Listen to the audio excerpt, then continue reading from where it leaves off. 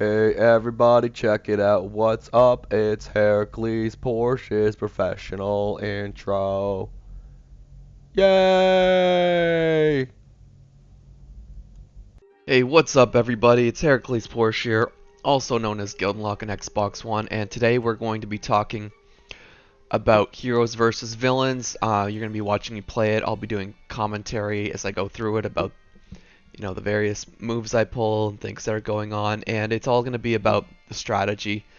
I see so many people playing Heroes versus Villains really badly. They don't play their heroes right. They definitely don't play their grunts right. They haven't thought about the best star cards to bring, all that stuff. Anyway, I'm starting as Darth Vader. When the match opens, if you're the first one to hammer, if you're one of the first three players to hammer X, you get to be randomly one of the heroes or villains. So if you want to play as one of those characters, be sure you're hammering down that X before anyone else in the opening sequence. But before you do that, before you even start, make sure you have your star cards right, because you are eventually going to be playing as a grunt. Anyway, so I'm just trying to... My team's a little more scattered than is ideal, but here we go. Block that move. And this is it. This is when Heroes versus Villains is working really well. That's teamwork right there.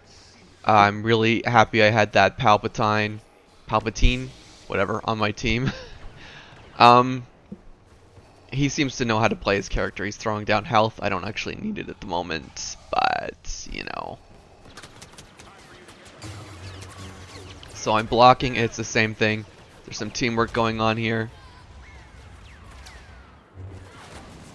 Trying to get him off that flank. And I'll be staying in Palpatine's vicinity because this mode's all about teamwork. And that was a deflect shot kill. I was out of range for that choke. But oh yeah, and so hopefully you guys saw Palpatine hopping up there. You can use the dash move if you aim three-dimensionally, so if you aim it up, you can't jump on top of obstacles. So that's definitely something worth noting if you're playing Palpatine. So there is the force choke.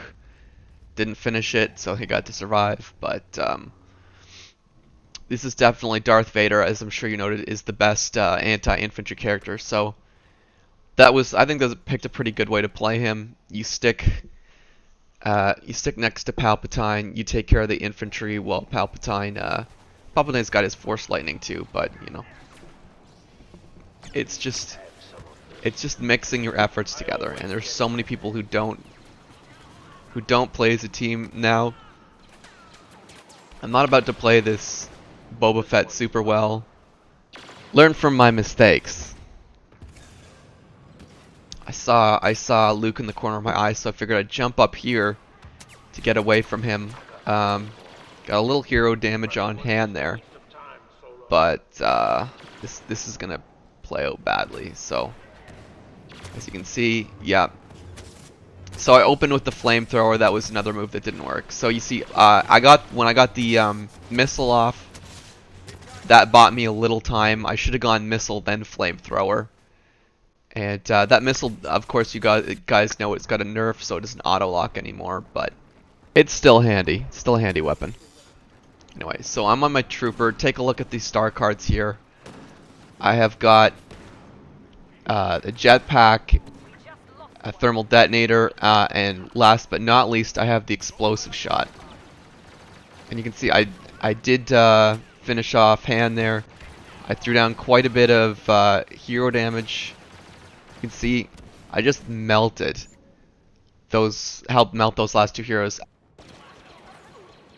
So that blaster is the SE-14C with explosive shot. Again, that's the SE-14C with explosive shot. And yeah, I had a buddy of mine show me that recently, and everything here is about that combo. All of the other star cards I picked are just ones that happen to work well with that. So I'm doing the sacrificial thing with that um, shock trooper. Uh, so yeah, in between you definitely want to take those shock troopers relatively often. They are actually, I think, one of the most important units to your team. Um, they have way more health than your regular grunts. They have way stronger blasters, which can definitely rack up lots of hero damage. And last but not least, they have a couple rockets. They have the smart rocket, which is the main one, which will do at least 100 hero damage when it connects. Just aim those at the feet of whatever heroes you want to put some damage on. And they also have the homing rocket, and the main rocket's on a very long cooldown. But I basically see those shock troopers as the safest way to chip away at enemy hero health. So anyway, I'm playing Palpatine. You'll notice a slightly more defensive playstyle. Luke has come for me, which would be a problem, but luckily I have these two. You saw they're much more durable than the regular infantry. They were able to like be in melee range with Luke and not insta die, and that, take note of that, because they over time they can contribute a lot to your team.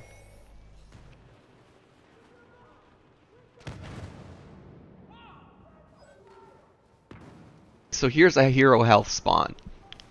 I think those randomly spawn. Did those randomly spawn? I don't know. They didn't come from me. So I'm going to be blasting Luke, moving to that, making sure he can't get that, finishing him off, and spawning in more shock troopers. And spawning more health for myself, keeping myself topped up.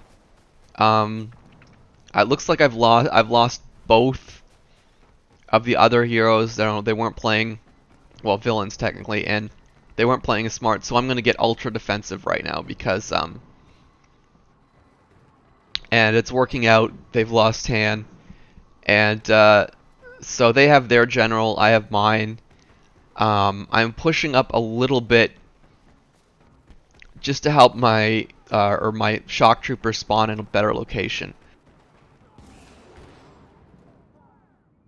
I don't want to move to confront yet, but I do want to get the shock troopers that I spawn relatively close to where the enemy is at. Oh, more advice for you guys playing grunts. Take the scout trait. There's not a lot of traits that are really that useful. Definitely try out scout. I think it'll prove itself later in the match. Anyway, I'm moving to confront now because there's only 30 seconds left. Chain lightning, and my health is up on Leia. And the shock trooper finishes them off because they are very handy. Anyway, in case you didn't know the rules to Heroes versus Villains, it's you could win in one of two ways. A, be the team that wipes out all of the other teams' heroes or villains, or B, you can wait the full 3 minutes for the round to end, and whoever has the most heroes or villains at the end of the round wins. And if you're tied on hero or villain count, then it's a tie round, and the whole thing starts over. Hence why I pushed when I did. So I'm about to launch a little bit of a sneak attack. That jetpack, which I've barely touched, is going to prove itself. I can see the lightning on the other side. And here we go. Tossed up a little hero damage. And of course, Trooper Bane is a one-hit kill. There's a lot of things that are one-hit kills on regular infantry, but I've contributed my damage as a regular grunt. Now I'm an honor guard, and I moved for the flank to help as much as I could. And they've lost Leia. My main rocket's still on cooldown, but I still decide to go with the honor guard because it gets me back in the action quicker. I usually make kind of snap decisions on that, contributing more hero damage. So we've only got one to go, and it's pretty rare that Luke is the last hero that needs to be taken out. So whoever's playing their Luke is playing much more conservatively than I usually see. So it's too bad that didn't connect. Yeah, actually, I'm amazed. Almost every game I see, one of the first things, like, not almost every, but very often, I see whoever's playing Luke generally runs in the middle, like you saw at the start of this match. Whoever's playing Luke generally runs somewhere not that smart and loses a hero for their team, and I see a lot of people play that way. So it's very rare to see the guy playing Luke hanging on. Okay, so you saw that explosive shot with the SE-14C. That's like a one-hit kill on infantry, and of course you've been seeing that pulling plenty of hero damage. They were definitely ready for me to come around there, but and my cooldowns are done here on the honor guard. So I'm just trying to clear these guys out of the way quickly.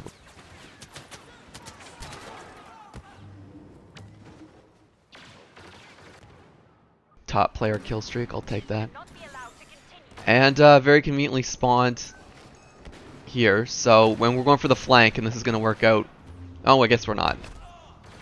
But luckily he was distracted, and I used that explosive shot SE-14C to finish Luke off. Now, so yeah, I definitely recommend trying that combo, the SE-14C with explosive shot. If for any reason you don't like explosive shot, you don't like that blaster, you just don't, something about that combo doesn't agree with you, I'll tell you the second most, and it's a very close tie. The second most useful thing you can do is run a scanning card in your middle card slot. You won't see me do that here. So yeah, a scanning card and then maybe some explosives. I think explosives like the bowcaster will chip away at hero health a little bit.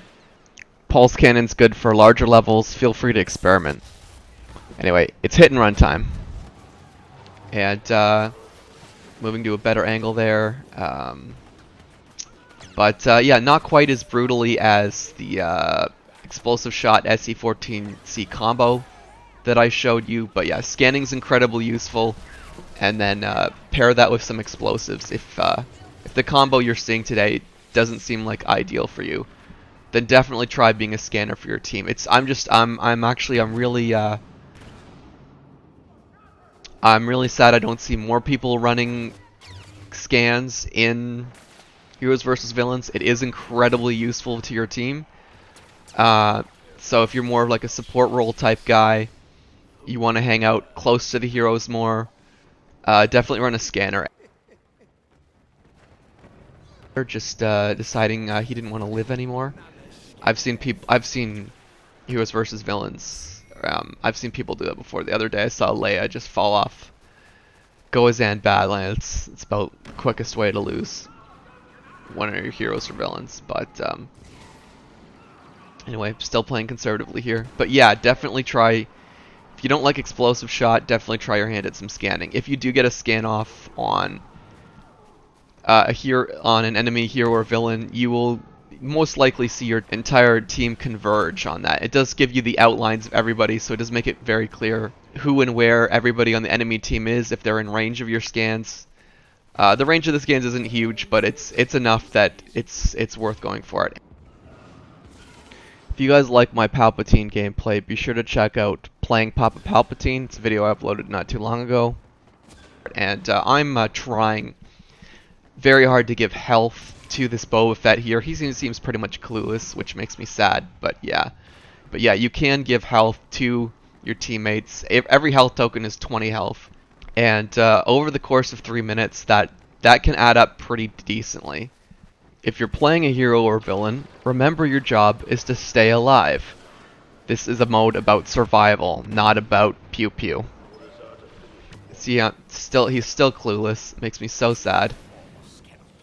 And it's generally better if those things get gobbled up right away, because everyone can see those. But yeah, I was trying to stick with the hero there. I lost Vader, so my strategy was to stick with Boba. And yeah, it's so important as you play the heroes to A, know how to use all their abilities, and B, just to stick together. I mean, I've been in games of Goazan Badlands this morning, and I just see all three heroes scattered to the four winds. They got no interest in sticking together. It makes me so sad. And I mean, it's different when you're playing a grunt. When you're playing a grunt, hopefully you've got the scout trait on. You might, you're not going to go toe to toe with anyone, so it makes sense to split up a little bit and go for sneak attacks. But if you're one of those heroes or villains, you really should be sticking together so that your attacks are coordinated, so that none of you are getting 2v1 or 3v1. Okay. There, you saw I just absolutely melted Leia with that SE-14C explosive shot combo.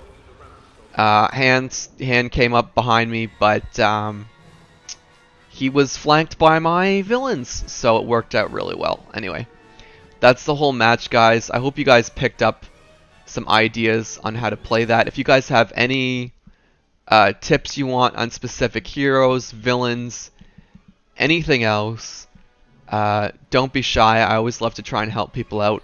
We do have a holiday coming up. It's like they want us to play 500,000 hours with Luke or Han. They didn't say what they're giving us, but they want us to do that. So a lot of people will be in Heroes vs. Villains. I hope you play smart. Happy holidays!